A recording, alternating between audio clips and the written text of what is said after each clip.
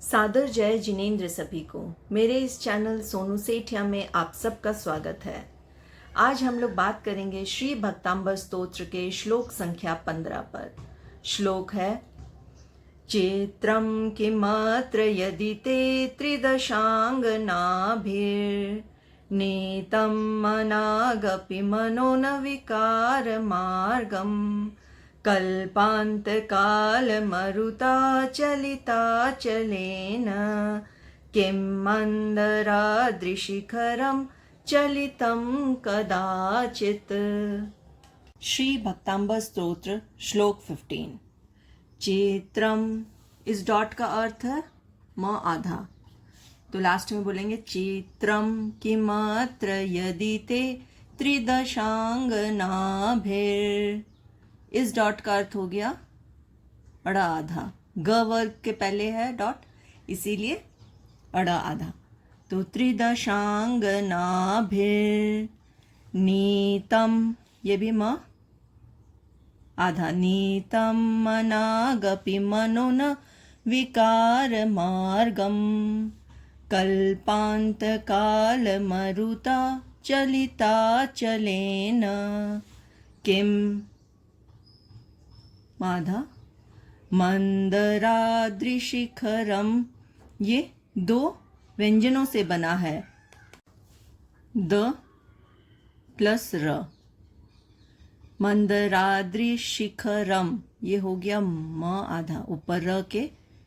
चलितम कदाचित, चेत्रम किमत्र यदि ते त्रिदशांगनाभिर नीतं मनागपि मनो न विकार मार्गम कल्पान्तकालमरुता चलिता चलेन किं मन्दराद्रिशिखरं चलितं कदाचित्। चित्रम यानी आश्चर्य है, आश्चर्य है। किमत्र, किमत्र मतलब किम प्लस अत्र। किम मतलब कैसा या क्या, और अत्र मतलब ये। एक साथ चित्रम किमत्र, इसका अर्थ होता है, ये पूरे फ्रेज का अर्थ होता है व्हाट वंडर इज दिस, ये कैसा आश्चर्य है। यदि मतलब अगर, ते मतलब आपका, यदि आपका, त्रिदशांग नाभि, इस तरह से डॉट बन गए, त्रिदशांग नाभि। इसका अर्थ हुआ देवांगनाओं के द्वारा, देवांगनाओं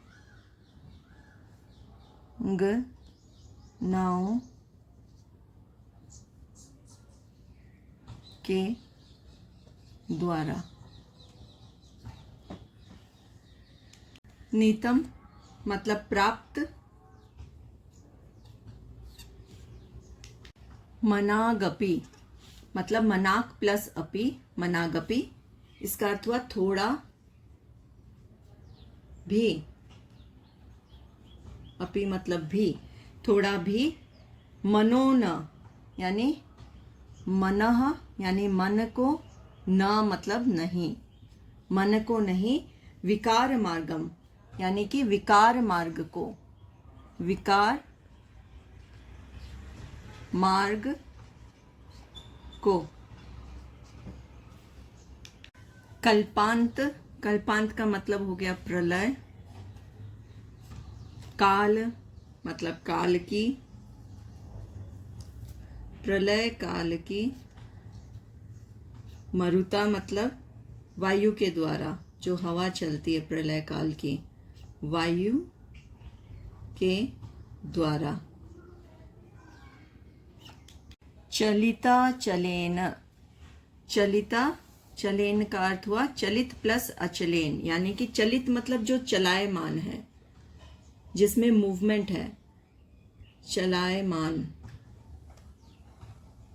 अचलेन जो नहीं चलता है, यानी यहाँ पर सामान्य जो पर्वत हैं, नॉर्मल पर्वतों की बात की गई है। सामान्य पर्वतों किम मतलब क्या। मंदराद्रि शिखरम यानी कि मंदर आद्रि शिखरम। मंदर का अर्थ यहाँ पर मेरु, सुमेरु जो पर्वत है उसी की बात हुई है। सुमेरु पर्वत, आद्रि मतलब पर्वत की, शिखरम मतलब शिखर, उसकी चोटी, सुमेरु पर्वत की चोटी। चलितम का अर्थ हो गया चलायमान हो जाती है। चलायमान यानी मूव करती है, प्रश्नवाचक है ये। चलायमान हो जाते हैं। एंड कदाचित मतलब कभी भी।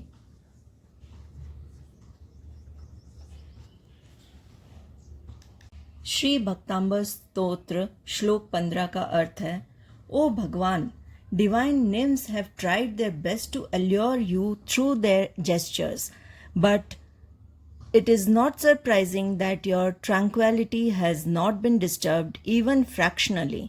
Of course, the tremendous gale, the strongest winds that move common hillocks cannot disturb even the tip of the great Sumeru mountain.